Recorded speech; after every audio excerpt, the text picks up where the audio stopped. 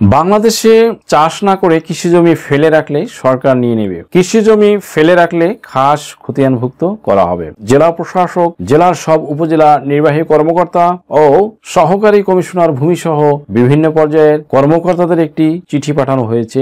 ওই চিঠিতে বলা হয়েছে যে সমস্ত ভূমি মালিকগণ তাদের জমি অনাবাদি বা পতিত ফেলে রাখছেন বা রেখেছেন, তাদের জমি 1950 সালের রাষ্ট্রীয় অধিগ্রহণ ও প্রজাস্বত্ব আইনের 92 ধারা মোতাবেক 1 নং খাস খতিয়ানভুক্ত করার আইনগত পদক্ষেপ গ্রহণ করা হবে। অর্থাৎ কেউ যদি তার কৃষি জমিতে চাষাবাদ না করে তাহলে সেই জমি সরকার নিয়ে নেবে। এতে বলা হয়েছে কোনো জমি পতিত রাখা যাবে না। কৃষি জমি পতিত রাখা আইনের চোখেও একটি অপরাধ।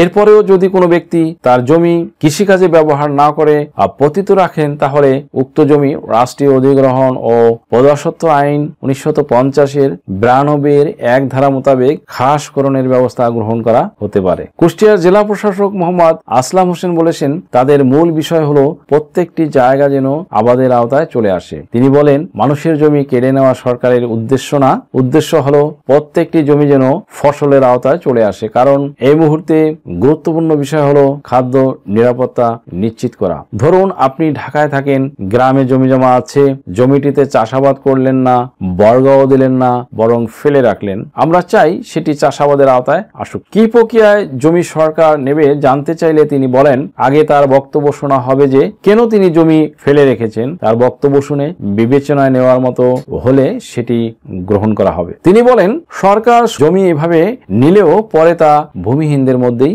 বিতরণ করে। ভিউয়ার্স, বাংলাদেশের কৃষি মন্ত্রণালয়ের হিসেবে দেশে মোট আবাদযোগ্য জমির পরিমাণ প্রায় 86 লাখ হেক্টর। এর মধ্যে প্রায় 2.5 লাখ হেক্টর জমি আবাদযোগ্য হলেও পতিত হিসেবে চিহ্নিত করা হয়েছে।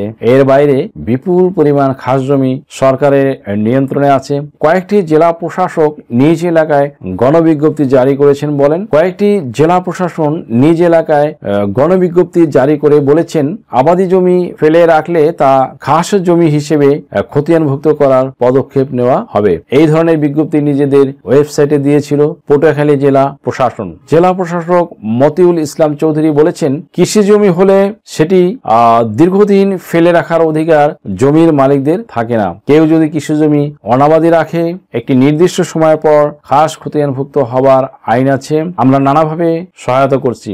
এরপরেও মানুষকে উদ্বুদ্ধ করতে আইনের কথা উল্লেখ করে সচেতন করছি। মিস্টার চৌধুরী বলেন, এটা চলমান প্রক্রিয়া যে কৃষি জমি অনাবাদি রাখা বা ওয়ারিশবিহীন অবস্থায় মৃত্যু হলে জমি খাস করা হয়, এরপর তা ভূমিহীনদের মাঝে বিতরণ করা হয়। এখন চাষাবাদ হচ্ছে কিনা সেটি মনিটরিং শুরু হয়েছে কিনা জানতে চাইলে তিনি বলেন, এটা সব সরকারি কর্মকর্তাকে জানিয়ে দেওয়া হয়েছে। এদিকে কৃষি মন্ত্রণালয়ের মনিটরিং সেলের 2022 সালের 20 মে দেওয়া এক অফিস বিজ্ঞপ্তিতে বলা হয়েছে, সারা দেশে 14 জন পদস্থ সরকারি কর্মকর্তা 14টি অঞ্চলে এই কার্যক্রম মনিটরিং করবেন।